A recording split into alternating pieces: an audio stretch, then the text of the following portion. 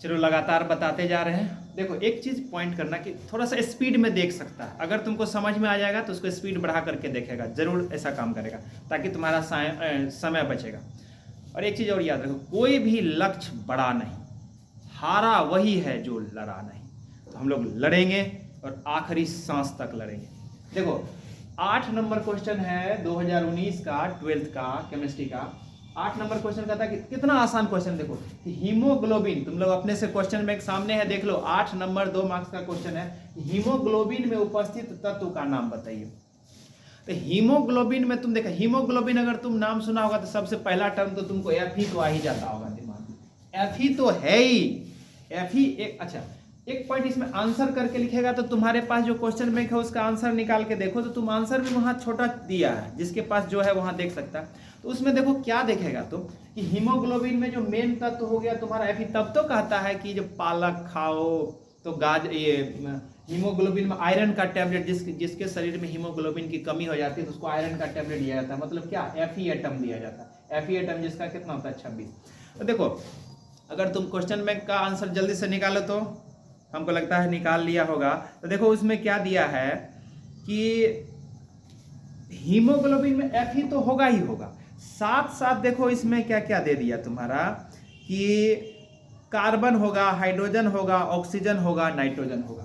Carbon भी होगा, थोड़ा सा चल नहीं रहा ठीक से, देख लेना। कार्बन होगा, ऑक्सीजन होगा, नाइट्रोजन होगा और हाइड्रोजन होगा। और साथ साथ मेन पॉइंट क्या होगा, एफ ही होगा। दूसरा पॉइंट, यह एक कॉम्प्लेक्स कंपाउंड है, मतलब जटिल यौगिक है। जटिल यौगिक पढ़ाए हैं, जटिल यौगिक कोऑर्डिनेशन कंपाउंड। अरे याद करो, कोऑर्डिनेशन कंपाउंड पढ़ाए थे। कोऑर्डिनेशन कंपाउंड में हम बोले थे कि कोऑर्डिनेशन कंपाउंड में एक बिग ब्रैकेट होता है। तो 3-4 पॉइंट बता दिए, बाकी तुम इससे मिलेगा। क्या लिखेगा कि हीमोग्लोबिन में मुख्य तत्व जो होते हैं वह आयरन होते हैं, उसके बाद इसके अलावा कार्बन, ऑक्सीजन, नाइट्रोजन तथा हाइड्रोजन पाए जाते हैं। उसी में एक पॉइंट और, चूंकि 2 मार्क्स का क्वेश्चन है तो एक लाइन में नहीं, एक ही लाइन में लिख के खत्म कर दिया इसमें, लेकिन तुम 2-3 पॉइंट और लिखेगा।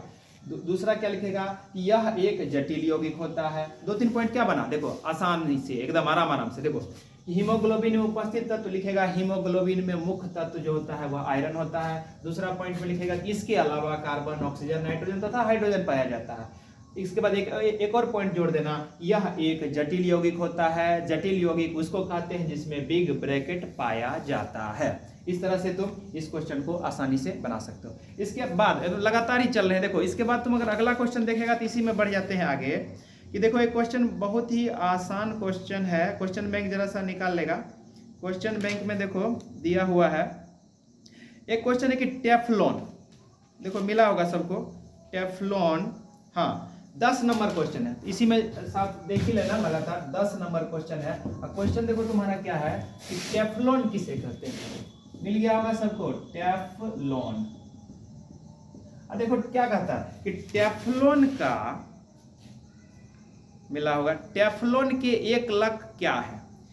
जैसे देखो ये हम पॉलीमर का है, पॉलीमर चैप्टर जिसको कि बहुलक कहते हैं, बहुलक में ये हम बताएं तो इसमें बहुत आसान है। टेफ्लॉन का तुम स्ट्रक्चर देखो इसमें बनाया हुआ होगा। इसका आंसर जल्दी से देखो तो टेफ्लॉन वाला देखो, टेफ्लॉन का देखो, टेफ्लॉन का स्ट्रक्चर दिया हुआ है तो हम उतना डिटेल में नहीं जाएंगे। टेफ्लॉन एक कृत्रिम पदार्थ है, उसका मोनोमर मतलब टेफ्लॉन किसका बना हो। जैसे तुमसे पूछेगा कि पॉलीथीन किसका बना हुआ, तो इथीन का। इथीन का मतलब C2 कितना H4, इथीन का, समझ में, डबल बॉन्ड वाला से बना। तो तुमसे पूछना टेफ्लॉन, तो टेफ्लॉन यहाँ देखो क्या लिखा है कि टेफ्लॉन जो होता है, टेफ्लॉन टेट्राफ्लूरोएथीन के को अथवा पर सल्फेट उत्प्रेरक के साथ पर फलाना बहुत सारा चीज लिखा हुआ। बस एक पॉइंट लिखेगा, टेट्राफ्लूरोएथीन एक मोनोमर है, बहुत सारा मोनोमर को जोड़ देंगे, 1 यूनिट, 2 यूनिट, 3, 4, 5, 6 से ढेर सारा यूनिट अगर एक साथ जोड़ देंगे तो तुम्हारा क्या बन जाएगा, टेफ्लॉन बन जाएगा। ये सिंगल यूनिट जो होगा, देखो यहाँ पर स्ट्रक्चर के साथ C क्या दिया है, CF, देख लो ना जल्दी से question, CF2 double bond CF2, इसमें देखो क्या किया है, N लगा दिया। अब यह सिंगल यूनिट है, इस सिंगल, इसको बोलते हैं मोनोमर। अब यहाँ जो बनेगा ये बनेगा टेफ्लॉन। टेफ्लॉन का स्ट्रक्चर इसमें दिया हुआ है, तुम लोग अपने से बना लेगा। सी देखो क्या लिखा है, हम यहाँ लिख देते हैं CF2 और देखो डबल बॉन्ड CF2, अब ब्रैकेट में मार दिया है क्या N करके, ये क्या बन गया टेफ्लॉन। इसमें यह सिंगल यूनिट है, यह बहुत सारा यूनिट, देखो करोड़ों यूनिट आपस में मिल गया, यह टेफ्लॉन बन गया। हमको तो लगता है बात समझ में आ गया होगा टेफ्लॉन किसे कहते हैं। एंड वन मोर क्वेश्चन, एक और, ये आसान क्वेश्चन था, एक क्वेश्चन इसी के साथ साथ ले लेते हैं। देखो एक क्वेश्चन और है बहुत आसान। टेफ्लॉन देख रहा है सब, सब ध्यान से देखो ना। हीमोग्लोबिन हो गया, टेफ्लॉन एक लग क्या है। इसके बाद एक क्वेश्चन 11 नंबर क्वेश्चन देखो, एमिनो एसिड किसे कहते हैं। एमिनो एसिड किसे कहते हैं, 2 मार्क्स का 11 नंबर क्वेश्चन देखेगा, सब सामने क्वेश्चन बैंक होगा तो निकाल लेगा।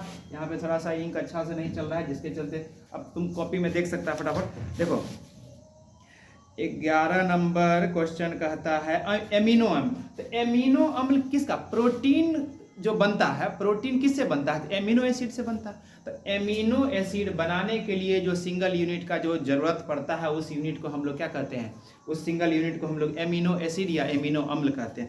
एमिनो अम्ल मुख्यतः, इसमें आंसर लिखा हुआ है, तुम आसानी से, बहुत आसान आंसर दिया हुआ है अगर अपना निकाल लो तो, कि एमिनो अम्ल जो होता है ना मुख्यतः 4 पार्ट का बना होता है, ज़्यादा कुछ नहीं लिखेगा।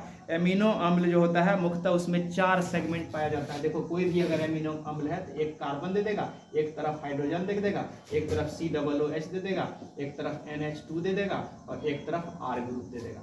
मतलब इसको बोलते हैं कार्बोक्सिलिक ग्रुप, इसको एमीन ग्रुप, इसको हाइड्रोजन और इसको क्या बोलेंगे एल्काइल ग्रुप। जो भी ग्रुप R ग्रुप लिख देगा, यही 4 मिल करके ये बनता है। इसमें आंसर लिखा हुआ है, तुम आसानी से ये बना देना, चारों ग्रुप का नाम लिख देना और इस तरह से तुमको ये क्वेश्चन आंसर हो जाएगा।